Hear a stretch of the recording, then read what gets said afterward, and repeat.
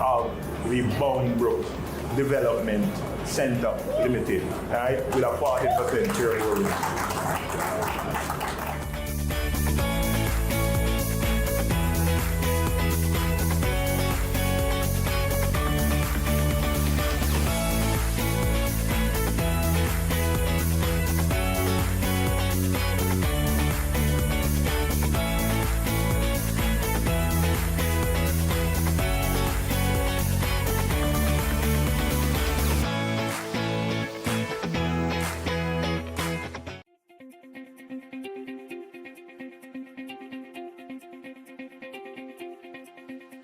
Hi, I'm Therese Kettle, Senior Vice President Investment Banking at Barita Investments Limited. So I'm going to tell you a little bit about Barita Investments Limited and its investment banking arm. So Barita Investments Limited was founded in 1977. We have the distinction of being one of the oldest stock brokerage companies in Jamaica. But investment banking unit, we believe, is one of the newer kids on the block. We were established in December 2018, and since then, we have raised in excess of $130 billion for local, regional, and international clients. That's roughly about $833 million for clients, right? So we pride ourselves in ensuring that at the end of the day, we understand our clients.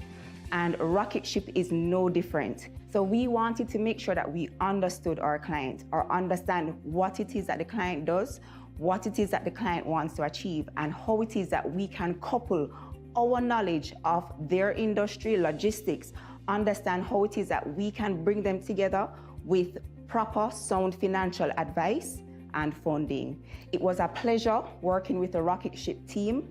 They really and truly gave us an opportunity, and they were very open with us. They shared with us, exactly where it is that they were, where it is that they wanted to be within, the next year or two, and they gave us their long-term objectives. And that really and truly helped us to put together what we believe to be the most sound financial solution to help them to achieve their objectives.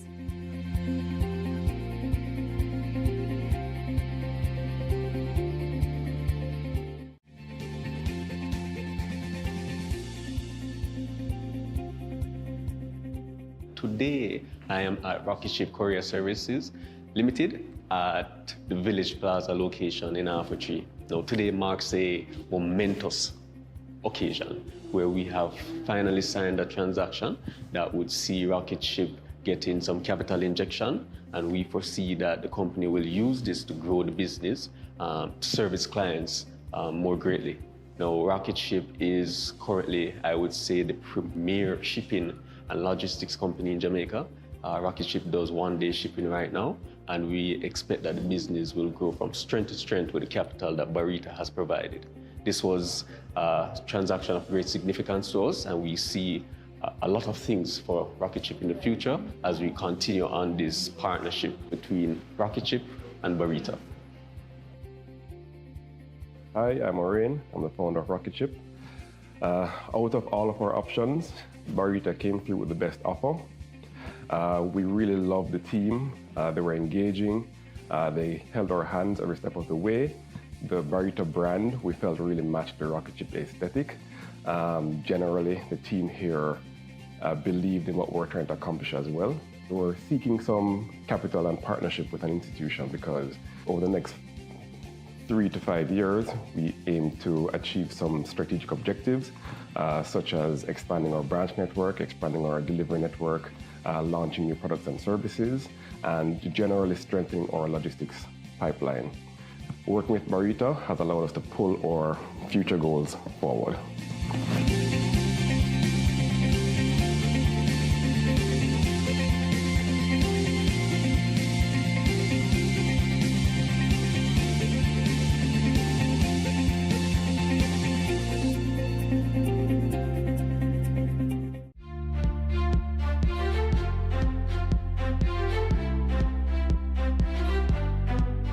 I'm here today at the handover of Barita Investments Limited's donation to Project STAR, otherwise known as the Social Transformation and Renewal Foundation. Project STAR is all about seeking to partner with the government and the private sector to arrest some of the social challenges that underlying Jamaica. Project STAR is all about development, which aligns very well with the goals of Barita Investments Limited. As good corporate citizens, our focus is really to drive sustainability in Jamaica, whether it's economic growth, but importantly, a continuous cycle of improvement in the lives of ordinary Jamaicans. I have to express my appreciation to Cornerstone and Barita. When I first brought this concept to Mr. Paul Simpson and explained what we're trying to achieve for Jamaica, and Paul came on board immediately. And he gave us a contribution of $10 million, a commitment of $10 million. And that gave me the legs to knowing that I had the support of a corporate leader, such as Paul, to move forward. We're up and running over 2 years now, and that investment that Barita Cornerstone have made in this project has given us the legs to be able to demonstrate what a genuine socio-economic community development project can do and the impact it can have on our brothers and sisters who are less fortunate than we are. And that's what we're about in Jamaica. Economic independence and people soaring to the heights that they can and realizing their true potential. So thank you very much, Barita Cornerstone. You guys have made this possible. Thank you.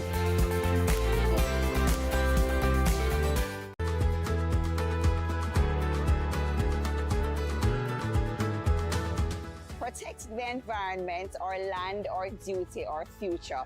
The Barita team takes this Labor Day theme very seriously. And today, at our different locations across the island, we're ensuring that we are doing just that.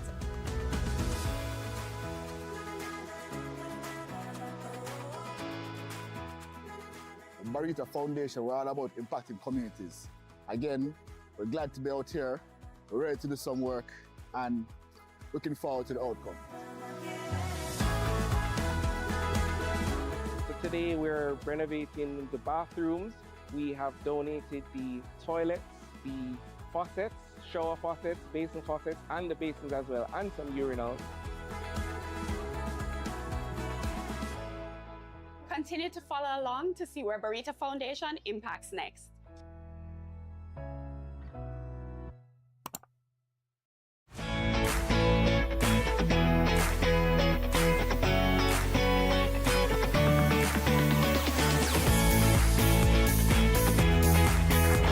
Now, what are the benefits of this urban center? I mean, I've seen the design, it's going to be very beautiful. It's going to complement the courthouse very well. But it's going to be a center of tremendous economic activity. There's going to be job creation.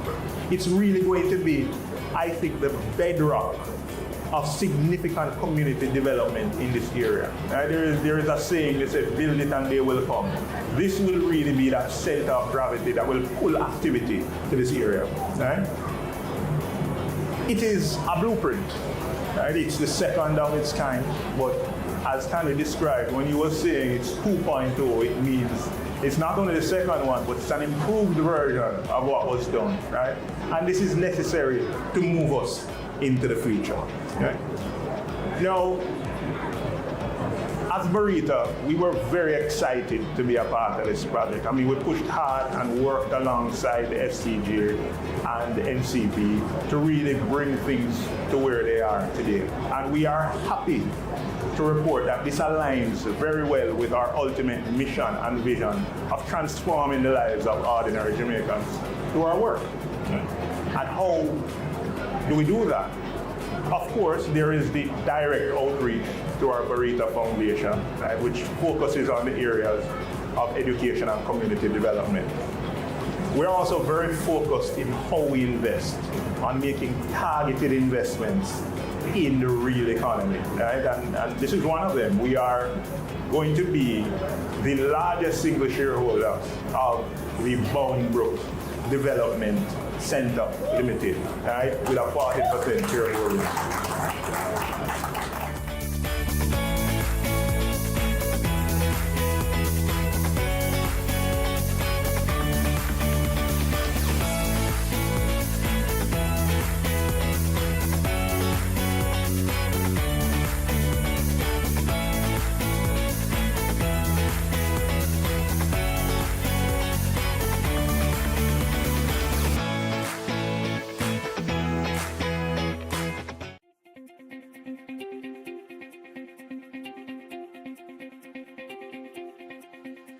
Hi, I'm Therese Kettle, Senior Vice President Investment Banking at Barita Investments Limited. So I'm going to tell you a little bit about Barita Investments Limited and its investment banking arm.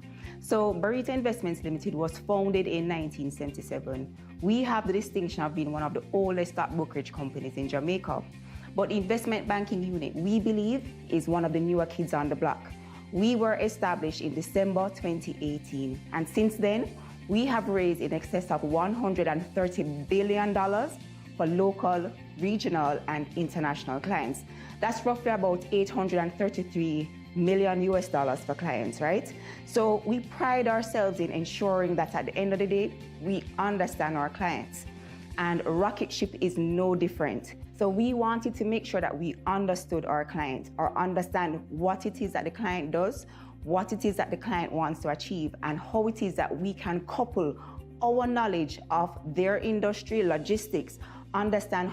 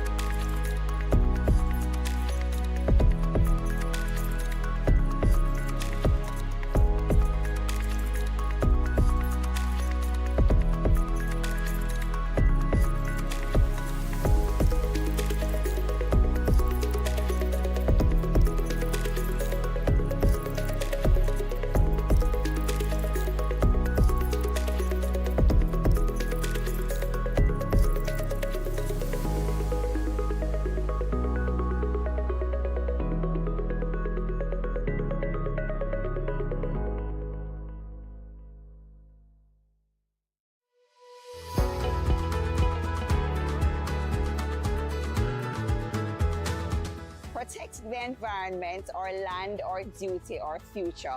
The Barita team takes this Labor Day theme very seriously. And today, at our different locations across the island, we're ensuring that we are doing just that.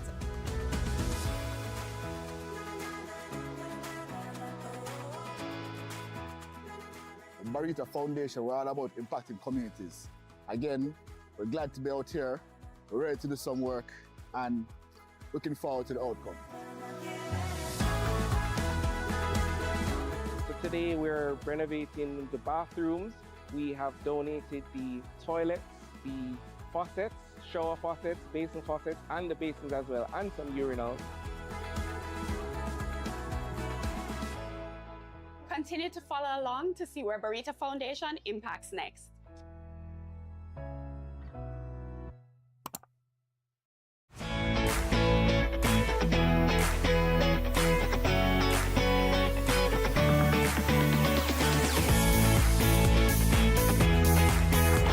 Now, what are the benefits of this urban center? I mean, I see the design is going to be very beautiful. It's going to complement the courthouse very well. But it's going to be a center of tremendous economic activity. There's going to be job creation. It's really going to be, I think, the bedrock of significant community development in this area. There is a saying, they say, build it and they will come. This will really be that center of gravity that will pull activity to this area. Right? It is a blueprint. Right? It's the second of its kind, but as Stanley described, when you were saying it's 2.0, it means it's not only the second one, but it's an improved version of what was done, right? And this is necessary to move us into the future. Right?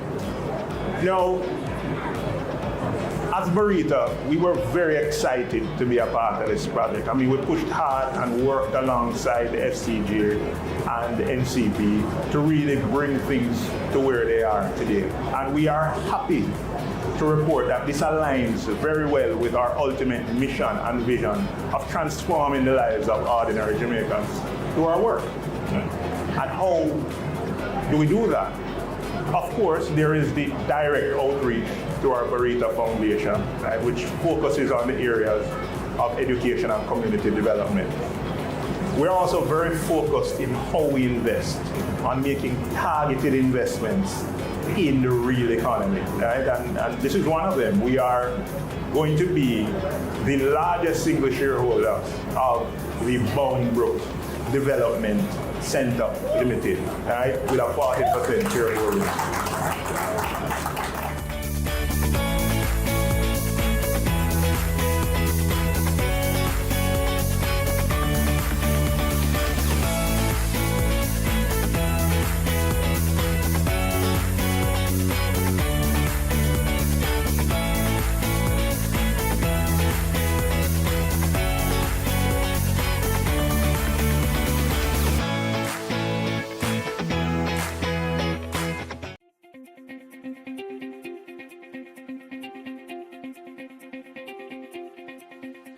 Hi, I'm Therese Kettle, Senior Vice President Investment Banking at Barita Investments Limited. So I'm going to tell you a little bit about Barita Investments Limited and its investment banking arm. So Barita Investments Limited was founded in 1977. We have the distinction of being one of the oldest stock brokerage companies in Jamaica. But investment banking unit, we believe, is one of the newer kids on the block. We were established in December 2018, and since then, we have raised in excess of $130 billion for local, regional, and international clients. That's roughly about $833 million US for clients, right?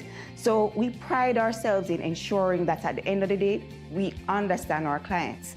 And Rocket Ship is no different. So we wanted to make sure that we understood our client, or understand what it is that the client does, what it is that the client wants to achieve, and how it is that we can couple our knowledge of their industry, logistics, understand how it is that we can bring them together with proper, sound financial advice and funding. It was a pleasure working with the Rocket Ship team. They really and truly gave us an opportunity, and they were very open with us. They shared with us, exactly where it is that they were, where it is that they wanted to be within, the next year or two, and they gave us their long-term objectives, and that really and truly helped us to put together what we believe to be the most sound financial. Good afternoon, everyone, and welcome to Barita Investments Limited's second quarter earnings call. I'm Kerry Bayliss. I'm the Vice President for Strategic Business Development and Investor Relations here at Barita, and I'll also be serving as your moderator for today's session. We're delighted to have you with us for the Barita Beat as we discuss our second quarter financial results for the period ending March 31st, 2025. Joining me today to lead us through the briefing are key members of our executive management team, and I'm very pleased to introduce them. With me today is Anne-Marie Cater-Walker, who's Barita's Senior Vice President of Finance, who will take us through our review of the financial results. Also with us is our Chief Executive Officer, Ramon Small-Ferguson, who also serves as the Managing Director of Barita Unit Trust Management Company Limited, who will give us an insightful market review as well as our future outlooks. Thank you. I see I'm just adjusting my mic. And also with us is Dane Broadbow, who is our CEO Designate of the Financial Holding Group, and also our Acting Chief Executive Officer for Cornerstone Trust and Merchant Bank, who will be leading us through the final part of the presentation. As always, it's our pleasure to have you. We look forward to engaging with you throughout this session, and we would ask you to please, at any point in time, at any point in time to drop your questions into the Q&A section. We will be opening at the end to answer as many of those questions as we can. And we look forward to starting our presentation. So with that said, and without further ado, I'll happily hand over to Anne-Marie to take us through the financial results. Thank you. Good afternoon, ladies and gentlemen. I'll be walking you through the financial highlights for our quarter ended March 2025. So we'll start off with our operating income. We see that there is a decline year over year of 1.4 billion, or 28%, moving us down to 3.6 billion versus the 4.9 billion that we had last year. This is mainly as a result of one-off non-recurring gains in our alternative investment line. So that wasn't present at this point, resulting in the decline. In terms of our net interest income, increased year over year by 96 million, or 33%, to 382 million. Those increases were as a result of the reduction in the policy rate of BOJ that helped us to reduce our pricing of our funding liabilities. So that was a positive there. In terms of fees and commission, that decreased by 184 million over last year, marginally, which is 9%. We closed the quarter at 1.9 billion. Gains on investment activities, that decreased by 1.3 billion, or 51%, to 1.2 billion. Now, those movements was really as a result of lower performance in our investments in the real estate. So those gains, as I mentioned earlier, was not forthcoming. Moving on to our operating expenses. Operating expenses saw a positive. Our expenses declined year over year by 360 million, or 15%. We closed the quarter at roughly $2 billion. Our staff costs also reflected a decline by 123 million, or 14%, moving from 877 million to 754 million. We continue to see savings based on our restructuring activities that we did a few quarters back. For our administration costs, that decreased by 295 million, or 18%, to 1.3 billion. So our administration costs, that decline or decrease, is based on two things. One, we had changed the accounting for our core replacement system, so that was a positive and is no longer reflected in our expenses, as well as overall expense management of our total cost. So those contributed to the positive decrease of 295 million. In terms of our impairment, we continue to see write-backs in our ECR provisioning, we closed the quarter at 96 million, down from last year by 58 million. Last year we were at 154 million. In terms of our efficiency ratio, that increased year over year to 55% versus the 47% that we had last year. In terms of our overall profitability, net profit after tax was 1.2 billion. As you see, it's a 38% decline.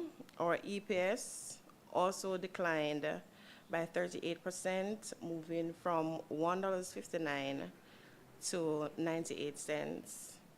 In terms of our balance sheet highlights, we had a 3% increase in our overall assets. Pledged and marketable securities contributed the major movements, which is 8%. Our loans, that decreased by 50% year over year. In terms of our funding liabilities, total liabilities increased by 3%. We were at 107 billion last year. We're now at 109. In terms of our repurchase agreements, that increased also by 7%. Last year we were at 84 billion. We're now at 89 billion. Other debt facilities decreased by 13 billion from 16 billion. In terms of our equities increase year over year by 2%, and that is as a result of our profitability. Moving on, our Barita capital. As indicated, our Barita capital continues to be strong at 24.7%. The industry is 21.4%, and we are double over what is required by FSC at 10%. So just summarizing, our net operating revenue is 3.6 billion. Our total assets is 146.2 billion. Our net profit is 1.2 billion. Our efficiency is 55%, and our shareholders' equity is 36.2 billion. Our ROE is reflecting 8.7%, and our leverage is 4.1%. So with that, I'll hand over to Ramon Small Ferguson, who will take us through the rest of the presentation. All right, thank you very much, Anne-Marie, for bringing us through the financial highlights. So I have the task, as usual, to talk a little bit about the macroeconomic environment and kind of put our performance into context, with that being the background, right? So let me start off by giving a quick overview of the global macroeconomic environment. With respect to growth, global growth is expected to remain broadly stable for this year, although risks persist. Right? We're seeing several of them manifesting themselves, the uncertainty surrounding trade policy, which is accompanied by geopolitical tensions, and there are, of course, the ever-present climate-related risks. The US is continuing to outperform the rest of the developed world, with the IMF projecting 2024 growth in the United States of 2.8%, driven by resilient consumer spending and a strong business environment, right? In terms of inflation and just general policy position, inflationary pressures in the United States remain elevated, right? And particularly core inflation, which is really what the central bank tends to pay keen attention to. And core inflation strips out the effects of more volatile measures such as food and energy, right? Now, this is largely driven, the overall inflation picture is largely driven by by services inflation, right? Namely shelter costs, as they may put it, which tend to lag behind actual market conditions, right? So it's really a trailing indicator. So while the market data suggests a moderation in growth in rental costs, it will likely take some time for that to reflect in inflationary pictures. So, I mean, if you think about a forward look, the impact of that measure is likely to be disinflationary in future periods, right? Now, in response to the overall picture, the US Fed has decided to take, I'd say, a very cautious position. They've held rates steady in that range of between 4.25% and 4.5%, even after 100 basis points of cuts in 2024. Right? This contrasts what's going on in Europe. Europe has, most European countries, and in particular the larger economies, have taken on a more accommodative stance year to date. And the United States, on the other hand, is almost playing a wait-and-see kind of game. Seemingly, the Fed is waiting for fiscal policy to take shape, particularly with respect to trade. Now, here in Jamaica, growth has been modest, but the economy remains resilient in the face of both external and internal challenges. Right? That continues to be our story. So recent headwinds include reduced activity in construction, right, and softer growth in tourism. Short-term growth is likely, from our perspective, to continue to be affected by the lingering effects of Hurricane Beryl. But in the medium term, we expect a longer-term average, or a longer-run average, rather, of about 1% in terms of growth. Right? Sorry, it's still on the same slide. So let's talk about unemployment. So on the labor front, the picture there is very encouraging. Unemployment is, still declining. It has fallen from 4.2%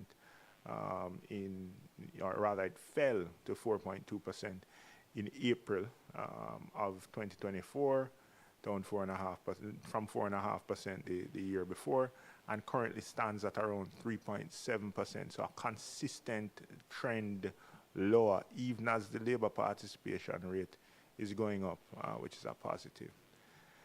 On the inflation front, inflation in Jamaica decelerated to 5.3%, as seen on screen there, which is within the range of the BOJ of between 5 and 6%, right? And we would have seen on the back of that, the BOJ actually decided to reduce rates, right, by a further quarter point based on the last rate decision to 5.75%, right, actually leading what's happening with the US Federal Reserve.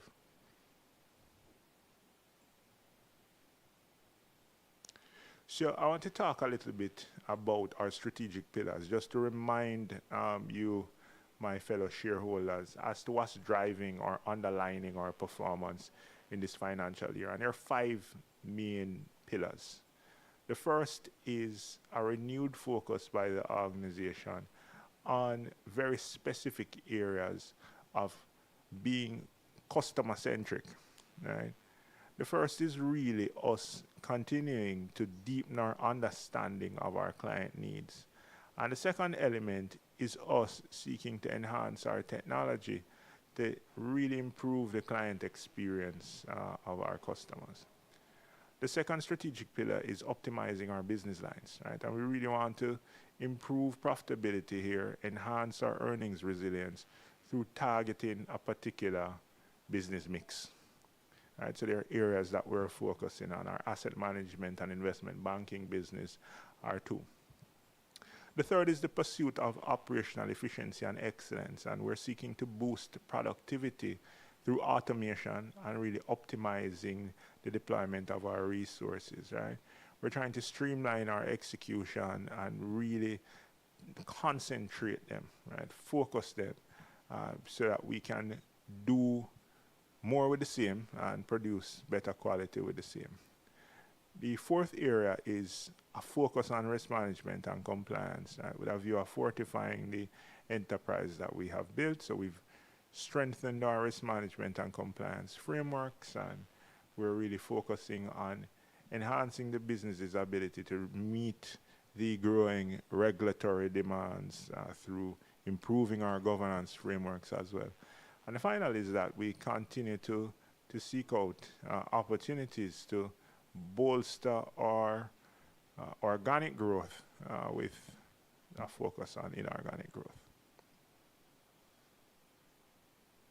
So let's talk a little bit about the likely factors that will influence our performance in the near term.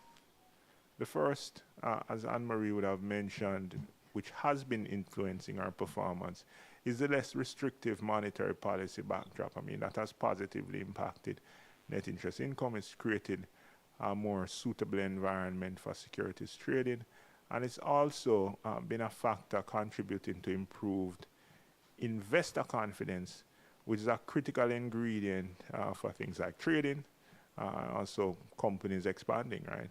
People going to market and looking to raise capital, which impacts opportunities on the investment banking front. We're also poised to benefit from a stable longer-term outlook rather with respect to growth. Right? We are participants in the economy, and that kind of stability augurs well for our own outlook as a business. Right? We're focused on being more capable and ready as the overall industry prepares for the impending shift to a Twin Peaks regulatory model and also the implementation of Basel III. We are now a part of a group that is designated to undergo or submit itself for licensing on a financial holding company regime, and therefore Basel III has even more prominent relevance for us, even though we're a securities dealer. Internal catalysts continue to be our focus on capital management, our focus on optimizing our operating expenses, even as on the revenue side, we continue to pursue engineering value with respect to our net interest income book, right? Focusing on trying to seize renewed opportunities for trading given the overall market environment.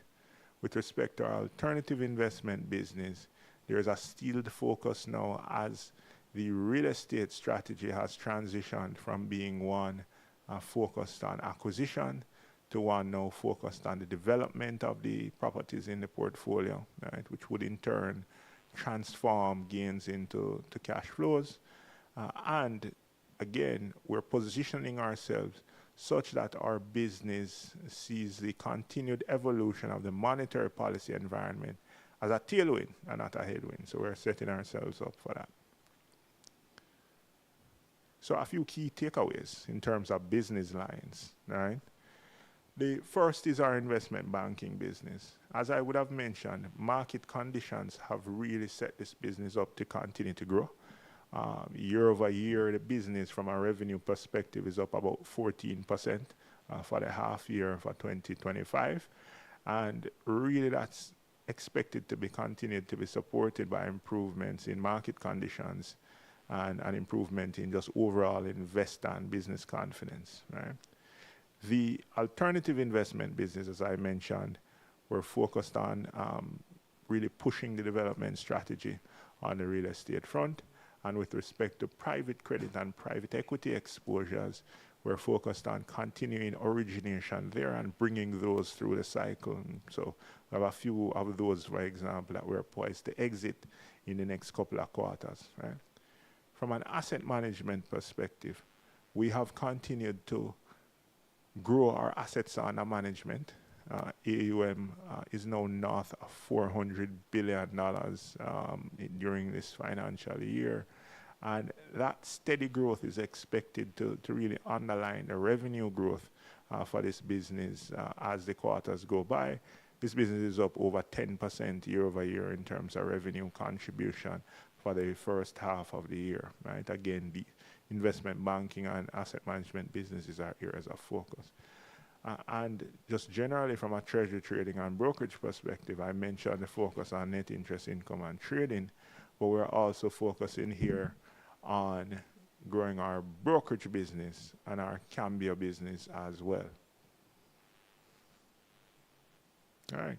I want to just mention something that I would have mentioned during our last quarterly briefing, which is just to highlight again the fact that Barita would have submitted itself to a ratings process with CARICRIS with great success. We would have been awarded a high investment grade rating on both the local and regional scales, with the ratings drivers being centered around our income, high asset quality, strong capitalization, and robust liquidity as a group, right? And this rating has really been a tailwind for us, right? As we would have largely starting at the end of the last quarter and largely executed during this present quarter being Q3, we would have executed on a significant fundraising exercise, right? It's a landmark exercise for us. It's our first public bond.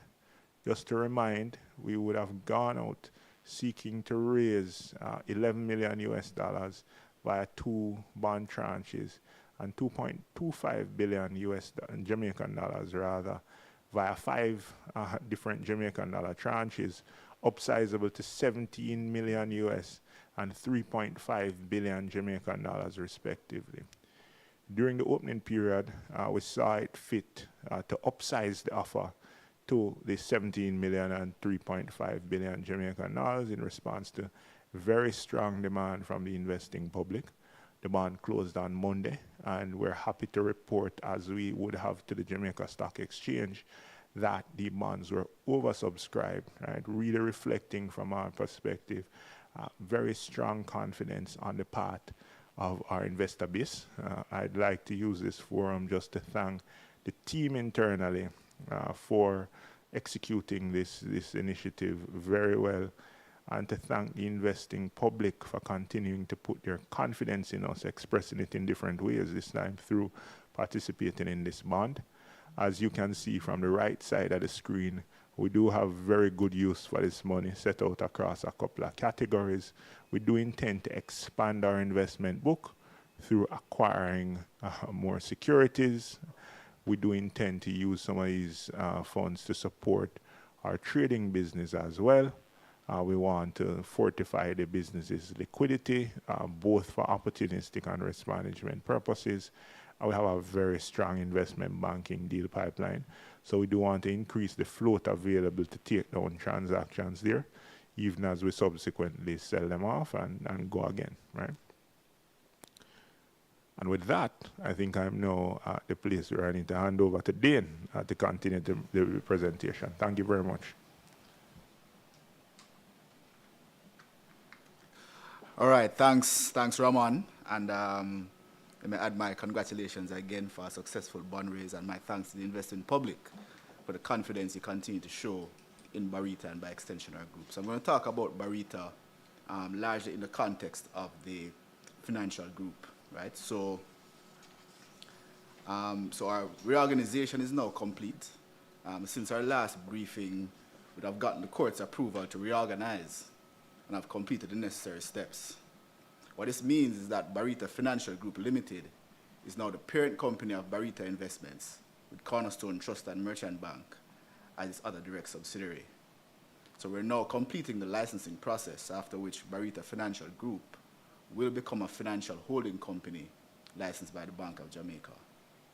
So this now opens the doors to the strategic synergies that we have spoken about in our shareholder meeting, surrounding operational efficiency, customer experience, governance, and risk management. So overall, it really gives us a strengthened platform to optimize the management of our group's resources and give an expanded and improved customer experience. So Ramon would have outlined the strategic pillars for Barita. I know they're very much aligned to the pillars of the group. The optimization of our group's structure to unlock the synergies that we spoke of is at the heart of our strategy and is really our group's North Star. The intended ideals of our organization surrounding customer centricity and efficiency really permeate from the overarching group strategy to the specific strategies of the subsidiaries, including Barita. Now, meanwhile, throughout the group, again, including Barita, we're implementing the necessary initiatives to make us innovative by design, making continuous improvements as a standard part of the way that we work, maintaining and improving our strong governance and risk management framework, in particular as we position ourselves within the context of a fast evolving regulatory environment. Now, notably, our approach here goes beyond risk management narrowly for regulatory compliance, but risk ownership across the three lines of defense, particularly the first line, to manage the risk to our strategic objectives, and ultimately the risk to our risk that our shareholders face, and to ensure that it's within the risk appetite of the group and its subsidiaries. And of course, we want to continue to make the group a great place to work and build organizational consistency. Now, finally, optimizing our business mix, optimizing our asset mix, optimizing our funding structure, and really the general optimization of our financial resources is a final element of our strategy for the group.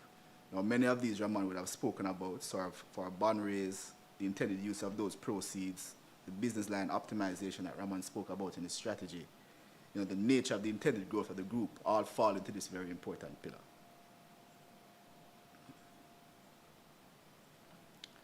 So, as I mentioned, as we contemplate our one group dynamics, we expect that the reorganization is going to unlock significant benefits, particularly through customer centricity and efficiency.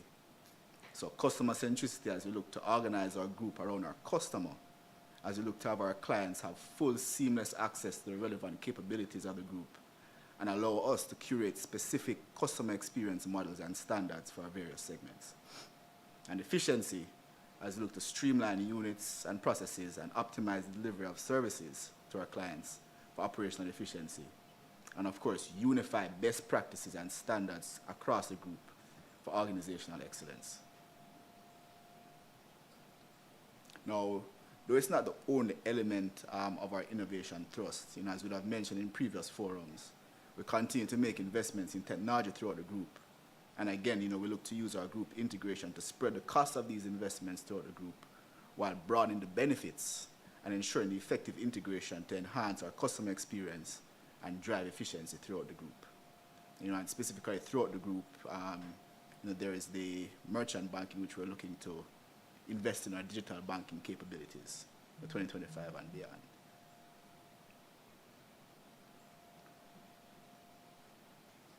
Now, Barita's capital base, along with the diversification of its revenues, has throughout the years, last few years characterized by a pandemic, global uncertainties, and rising rates, has really been the fulcrum of our resilience.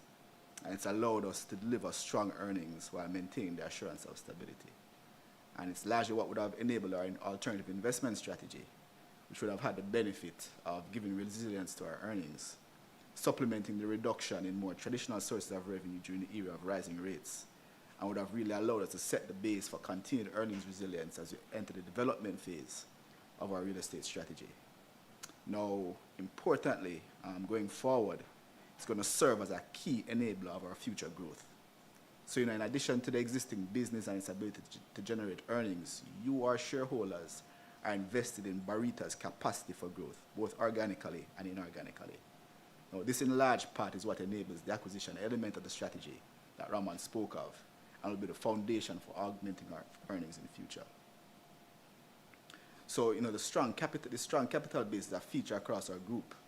So, in addition to Barita's capital adequacy of 24.7%, which is second among securities dealers, and well ahead of the regulatory minimums and early warnings of 10% and 14% respectively, and of course the corresponding capital base, which accounts for just under a quarter of our securities dealer capital, its sister company, Cornerstone Trust and Merchant Bank, has the highest capital adequacy ratio among DTIs, or deposit-taking institutions.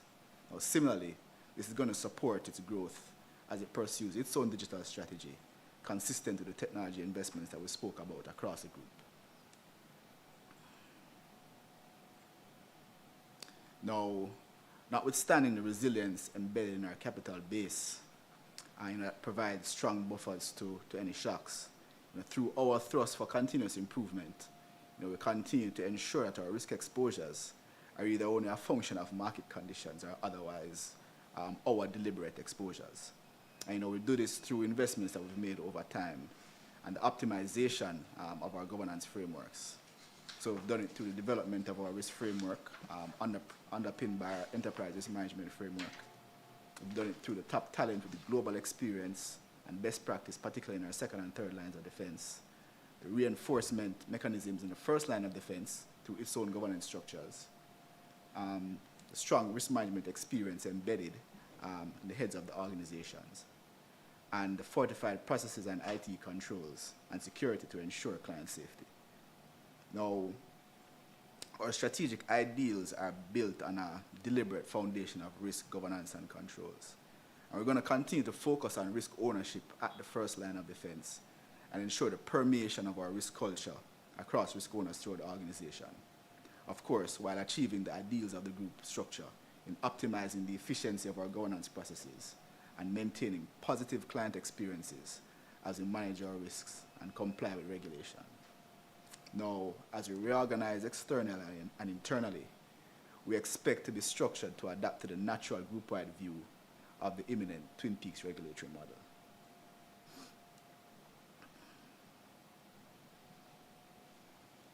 So, as you think about Barita, and you think about it in the context of the Barita Financial Group, the core of our competencies and our identity are going to be along the lines of innovation, risk management and risk capacity, and customer centricity.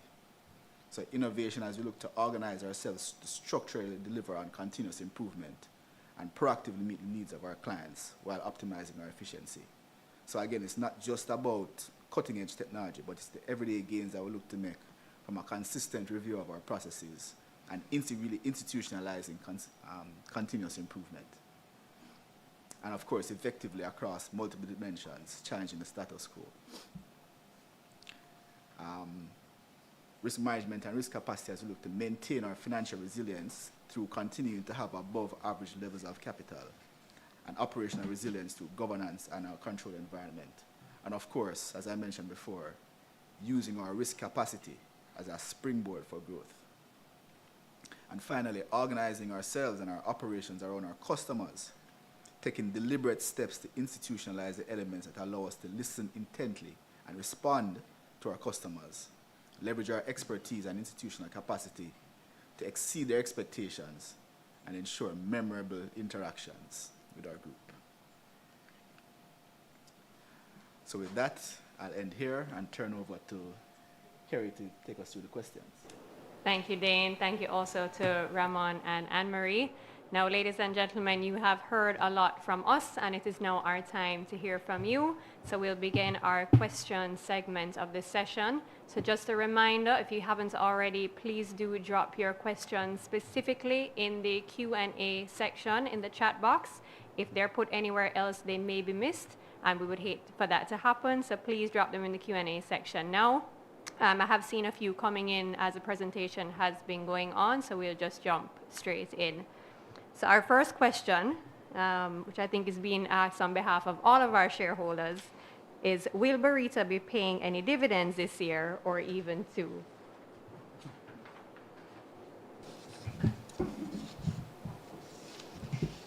So I'll take that question.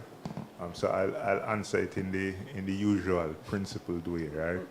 So, over the last several years, Barita has adopted a policy of paying dividends as part of its value proposition to its shareholders.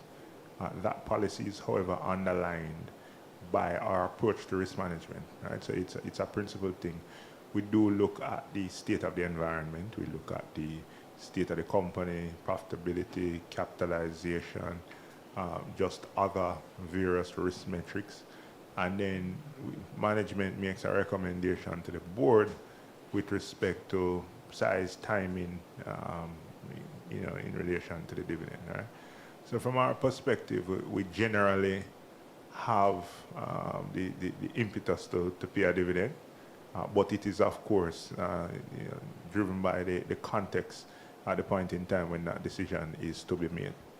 So for now, you can try and use history as an indicator of the future. I can't say much more than that.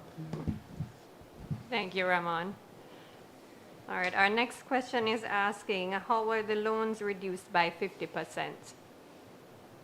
I think our CEO will also take I can this also one. take that one. So Dean spoke about an element of our optimization strategy involving our balance sheet, right? And the truth is that, as I mentioned in my presentation, we're really seeking to effectively, at this stage, having grown to the degree that we have, we've now become very deliberate about the composition of our business lines, the composition of our spend, and the composition of our balance sheet. So the reduction in loans that we've seen, and the loan aspect of our business is really incidental to the overall business. It tends to largely, that line tends to largely be comprised of loans to our clients, margin loans to our retail clients, and loans to other corporate clients, which are usually connected to an element of our investment banking business. It may be a loan that is intended to be taken out by a capital market transaction, for example. So during the period, we would have executed on a transaction that saw the company effectively experiencing either a runoff or a transfer of some of its loan portfolio as just a deliberate feature of our rebalancing of the balance sheet, right? And that gave us an opportunity to acquire more investment securities during the period. So nothing unusual there. Thank you, Ramon. All right, our next question is asking, given the focus on strengthening governance, compliance, and risk frameworks, what new initiatives or innovations are being considered to drive long-term expansion and competitive positioning in the market? All right, so I'll take that one and invite Ramon to add if he feels necessary. But so, risk compliance and governance are kind of always at the foundation of how Barita and by extension our group operates. And notwithstanding the investments that we've made so far, we're serious about continuous improvement. Now in terms of how we look to effectively optimize our earnings going forward. So Rama would have spoken to a lot of these elements. So there is our real estate and general alternative investment strategy, particularly as we transition to the development phase of our real estate strategy. There is the optimization of our various business lines, and in particular our focus on our investment banking and asset management business. And of course, that continues to be in the context of strong risk management. And really, always looking for opportunities for inorganic expansion. As I mentioned, the strength of our capital really serves as a springboard for our growth. And, we continue to look for opportunities to utilize that capital as best as possible. Thanks, Dean. Ramon, did you want to add anything? No, I think Dean covered it, right? I will say that, one philosophy that governs how we operate is that, certainly for me as well, and I think it's a shared philosophy, our jobs really center around managing risk vis-a-vis managing return. And if we effectively manage risk, the return is incidental to how well we manage risk, right? So it really underlines everything that we do. Thank you. We've had some great questions coming in, so please do keep them flowing. Our next one is asking, what is the ECL impairment? I'll probably explain that. So the ECL impairment line in the financials really relates to a provision which was brought about by IFRS 9, which is an accounting standard, I think, which came into force for us in our 2019 financial year.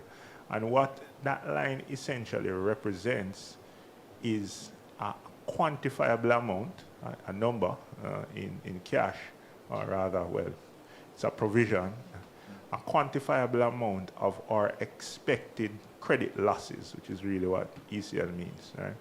So effectively, there is a model which looks at the risk in our portfolio and attempts to predict the percentage of that portfolio that will go bad, right? So it forces us to proactively set aside a sum almost, which is why it's called a provision, to account for that potential future loss, right? Now, the ECL provision can go in both directions. It can either be a positive figure, which means it's an expense, or it can be a negative figure, which means it's kind of additive to our performance. Why? Because each period, that line captures the change in expectations, which is driven by the level of quote-unquote risk detected in the book of business or the credit assets that we have, whether it's investment assets or loans, right? In our case, year to date, the experience has been that the number is negative.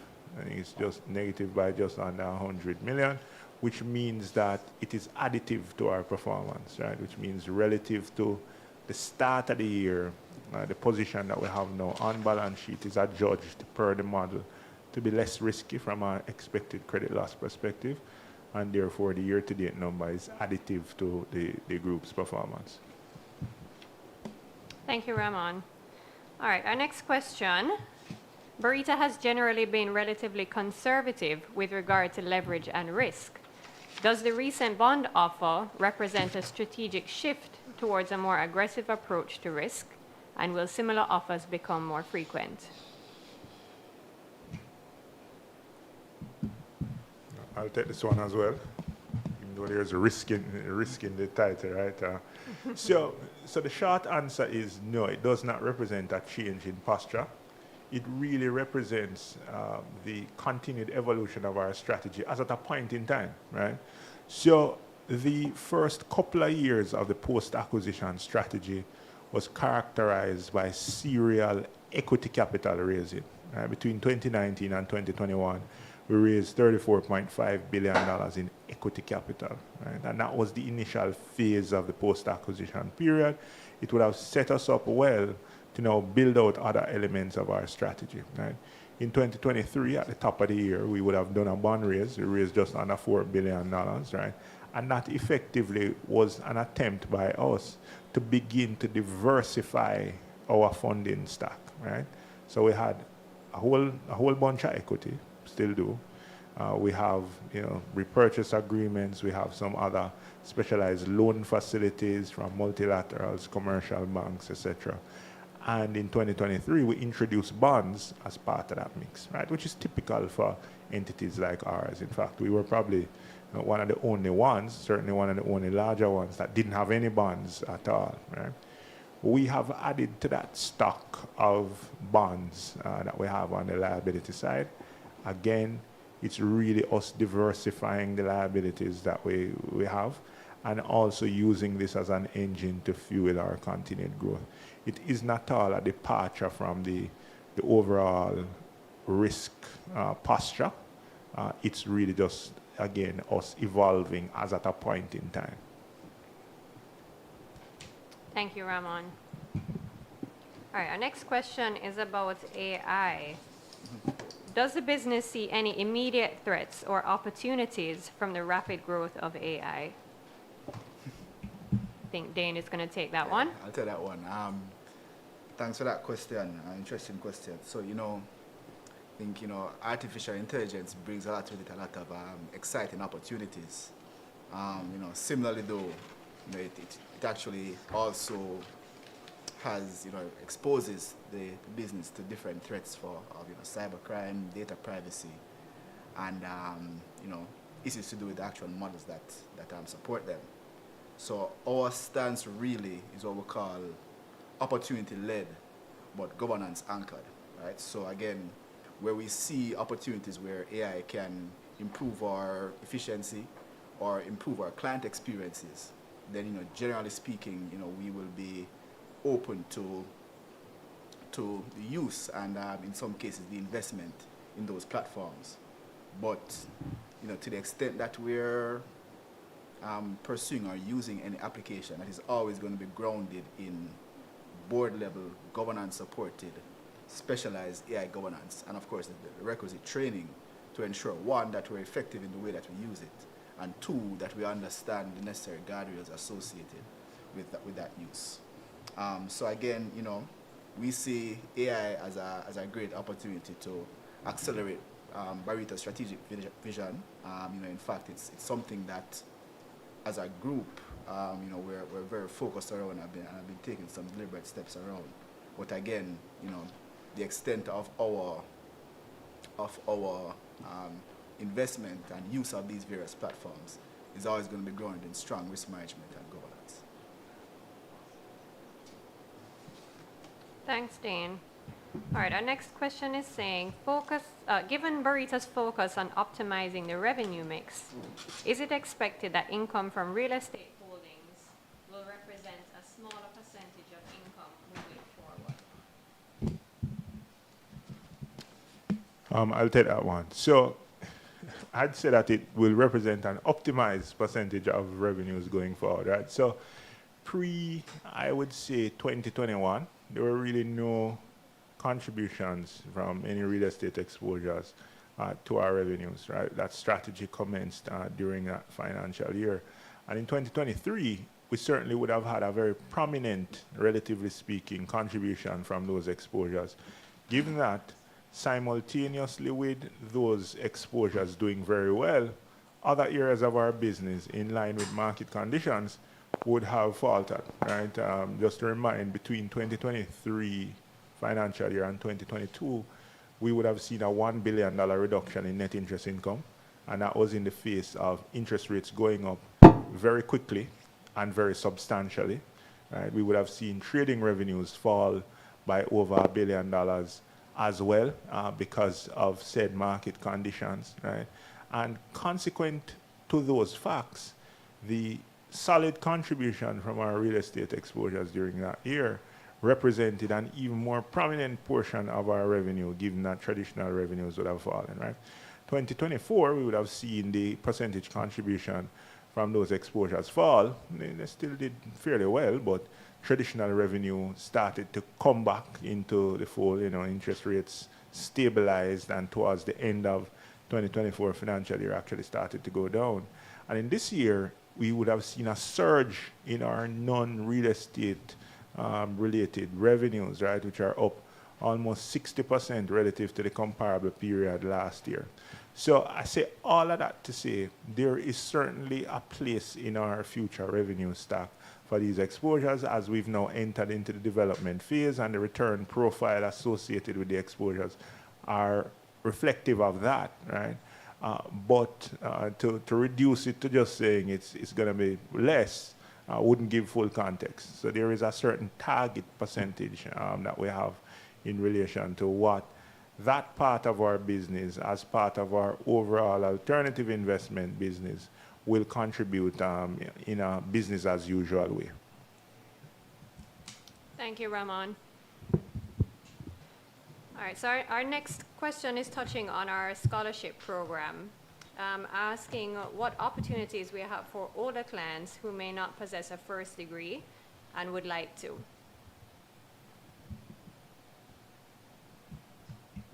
Sure.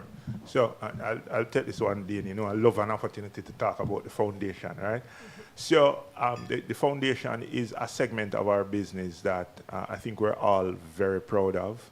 It represents the heart of our company, right? And one thing that I'm particularly proud of is that during the post-acquisition period, our business didn't only get larger by any measure, but our impact through the work of our foundation has grown in exponents, right? Our executive director, Tankita Chance Wilson, has really spread the wings of Barita's social impact all over Jamaica, right? And it's something that we have a lot of time for and have put a lot of effort into.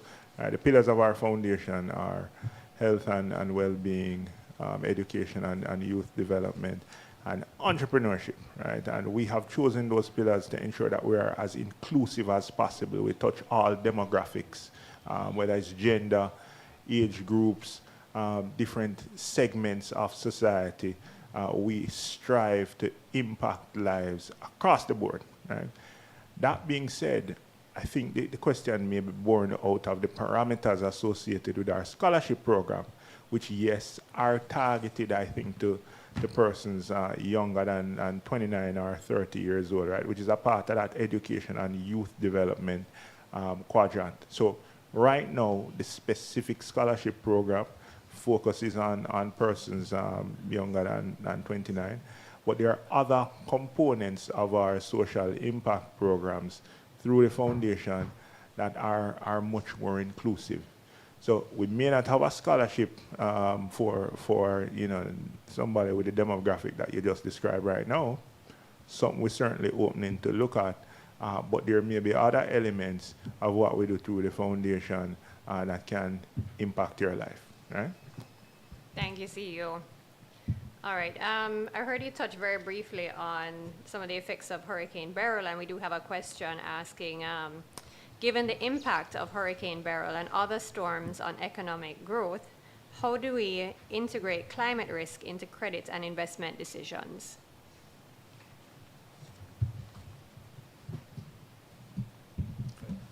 Dean, we can tag team this one. Sure. All right, so Jamaica is a small open economy, right? It means that we are susceptible to various external shocks, and climate is one of them. I mean, when I was talking, I spoke about the ever-present danger of just climate changes and the uncertainty surrounding same. So for sure, when we think about our investment book and when we think about diversifying, that is a risk exposure that we're trying not to be concentrated in, right? By virtue of just us being in Jamaica, there's a home bias. We do invest heavily here in Jamaica, right? We're thinking about diversifying. We definitely try to spread risk away into jurisdictions that are not as susceptible to some of the core climate risk dynamics that we are susceptible to here in Jamaica. I'm probably going to leave Dean to talk about how we look at that from an enterprise perspective and any other contributions that he wants to make on the topic. Yeah, not that much more to add, but to say that, definitely is a part of what is integrated into the various scenarios that we look at as we contemplate our risk management framework. And in particular, I mean, given the vulnerabilities that Jamaica and our region have, and of course, a lot of the infrastructure that would be necessary to help to insulate us as a region from a lot of those. Definitely, Barita would want to position itself to be a part of the investments in that infrastructure. So again, it's integrated into our risk management framework, but also integrated into how we look at opportunities as well. All right, thank you, Dane. All right, I think we may be coming to the end of our Q&A section. Just doing a last check.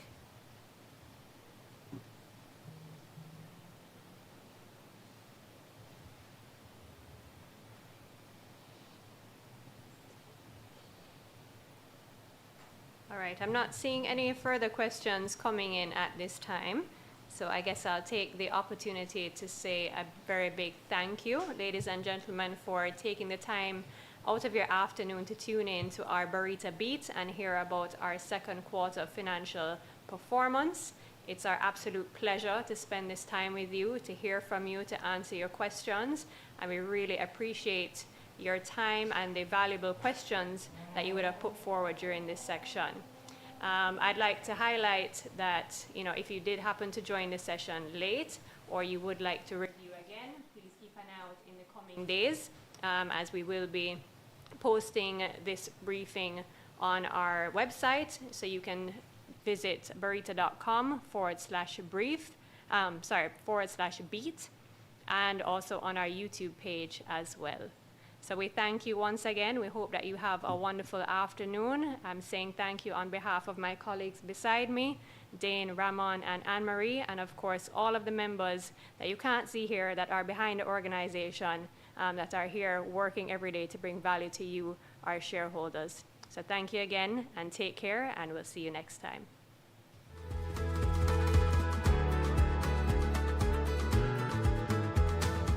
Protecting the environment, our land, our duty, our future. The Barita team takes this Labor Day theme very seriously.